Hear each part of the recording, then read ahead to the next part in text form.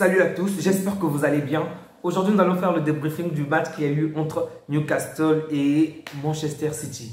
Quel match, mais quel match! Ce sont ce genre de match que nous aimerions voir, que nous voulons voir tout le long de cette saison. Parce que le match était vraiment intéressant. On a senti vraiment de l'adversité des deux côtés et les deux camps voulaient vraiment gagner. En tout cas, j'ai vraiment été impressionné par cette équipe de Newcastle. Je ne m'attendais pas à un spectacle de ce niveau-là. Denis? Bonsoir tout le monde, bonsoir du bien, j'espère que vous allez tous bien. Oui, c'est comme tu as su le dire, c'était un match vraiment intéressant et c'est ce qu'on veut voir nous. C'est pas des matchs où l'autre bat l'autre 7-0, des 7-1 en tout cas. Ça, c'était vraiment Je ne vais rien dire. exceptionnel. D'accord. Donc, qu'est-ce que tu peux dire encore un peu plus par rapport à ce match? Donne un peu plus de points. Qu'est-ce que tu trouves de positif, de négatif par rapport à ce match, s'il te plaît? Va un peu plus dans les détails. Déjà, ce qui est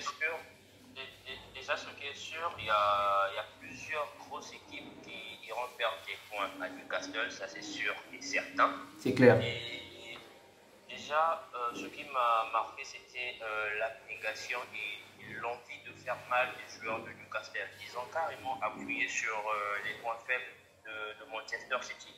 Le fait que les deux latéraux de Manchester City aient tendance à venir au milieu de terrain, ça fait que les excentrés de l'équipe adverse seront toujours en 1 contre 1 avec les actions de Manchester City. Et lorsque tu remarques par exemple pendant toute la durée du match, Alain Saint-Maximin a failli tuer à la fois Kyle Walker et John Stones. Je pense que ces deux-là vont dormir aujourd'hui en repos. Ok. Ça c'était le premier point. Et il y a également du côté de City, on a senti que le milieu de terrain aujourd'hui, c'est vrai que c'est un joueur que j'aime bien, mais aujourd'hui,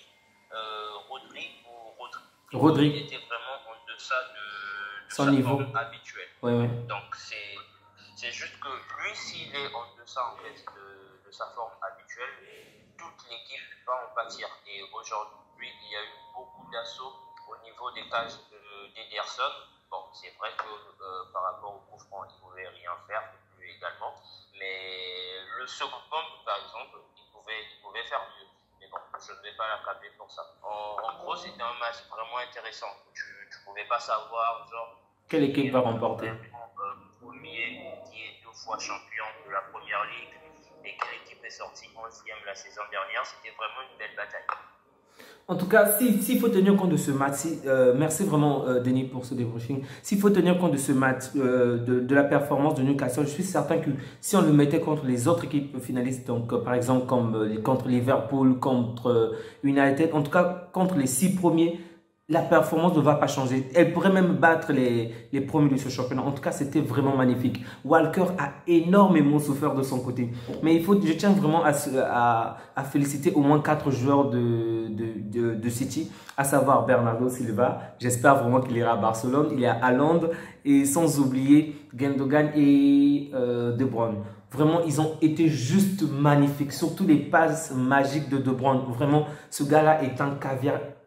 J'espère vraiment qu'il va davantage percer et qu'un jour il pourra obtenir un ballon d'or. Sérieusement, il est juste magique. Ils ont fait un excellent match.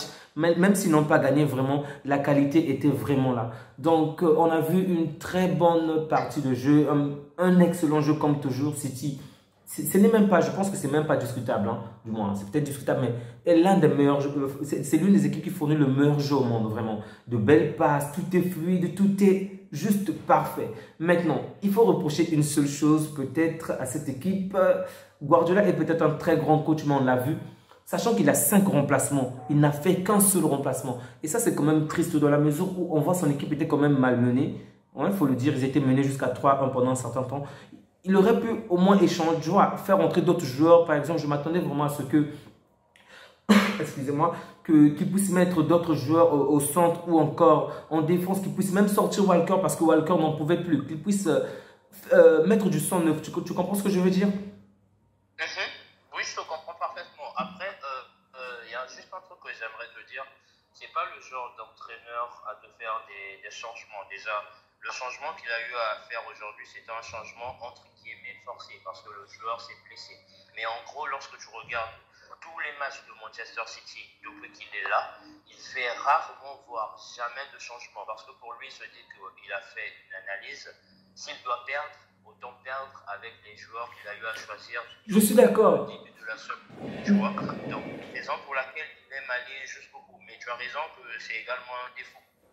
Mais bon, en tout cas, je comprends très bien son genre. Il est ferme, il est figé sur ses plans à lui. C'est très bien, mais on se rend compte qu'il y a quand même des limites parce que après tout, c'est vrai que le jeu est bien, le jeu est parfait, les joueurs sont au top, ils ont compris ta méthode, mais ce sont des êtres humains, tu comprends? Ils s'épuisent parfois, parfois ils sont en manque d'idées. Là, on l'a senti un peu lorsqu'ils étaient, par exemple, sous le coup de 3 buts. Tu sens qu'ils ont toujours l'envie de gagner, ils veulent toujours gagner, mais si on pouvait faire entrer du sang neuf, ils devraient peut-être avoir de nouvelles idées. Je m'attendais vraiment à ce que Mahrez puisse jouer, sincèrement, que Mahrez puisse jouer. J'espère qu'il devait quand même marquer ou apporter la différence, mais malheureusement, on ne l'a pas fait rentrer vraiment. C'est sur ce point que je regrette un peu. Hein. Je voulais vraiment le voir jouer, mais malheureusement, il n'était pas là. En dehors de ça, c'était vraiment un excellent match entre Newcastle et Manchester City. Je suis certain que Newcastle va faire une meilleure saison que l'année précédente. Je pense, ça c'est mon pronostic, hein, je précise.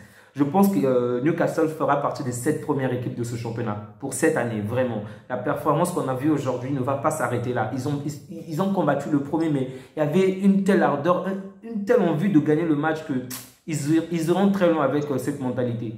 Qu'est-ce que tu en penses? Oui, en tout cas, s'ils jouent toujours avec l'envie de jouer qu'ils ont démontré aujourd'hui, ils feront un top 7 facilement. Sincèrement, ils ont le niveau pour. Il suffit juste de changer peut-être le poste de latéral gauche parce que le géant que j'ai vu là-bas, Burn, ça ne pourra pas faire l'affaire pendant 38 journées. Mais sincèrement, ils ont vraiment le matos pour bien faire. Donc, une note spéciale aussi du côté de Newcastle en faveur de Wilson, en faveur de Almiron et en faveur de Trippier. Vraiment, très bon match, surtout le coup franc, comme tu l'as dit au départ, était juste magnifique. En tout cas, l'un des meilleurs buts de la journée, s'il faut le dire ainsi. Bon, par rapport à ce résumé, j'ignore si tu as d'autres points à ajouter parce que moi, j'en ai plus vraiment. Tu as quelque chose d'autre à ajouter? Moi, je donne une note de 10 sur 10 à Alan Saint-Maximin. Il a tout fait. Haaland. Ouais, Saint-Maximin. Il a pas Haaland, mais Alan Saint-Maximin, Ok. le artiste de Newcastle. En tout cas, ce ne sont pas des excentrés du jour au lendemain qui viennent poser autant de problèmes à Kyle Walker. Et aujourd'hui, sincèrement, Kyle Walker, il a vraiment transpiré. Hein. En tout cas, j'espère que Guardiola va reprendre du cardio avec lui, va l'entraîner à nouveau afin qu'il puisse suivre vraiment. Parce que là, on a vu ses limites et certainement d'autres équipes vont exploiter cela aussi. Bon, c'est ce que moi je pense. Hein. Mais en tout cas, c'est une faille par rapport à ce système-là. Si seulement si les autres équipes mettent des extensions qui peuvent faire, des excentriques qui peuvent faire la même chose, en tout cas, City sera quand même dans de bons draps. Oh oui, ça c'est sûr. Ok, donc quelque chose d'autre à ajouter? Non, pas du tout, rien d'autre à ajouter. Je pense qu'on a eu à parcourir tous les points qu'il fallait. D'accord. En tout cas, merci beaucoup d'avoir suivi Du Bien et Denis. N'hésitez surtout pas à vous abonner, à partager, à liker.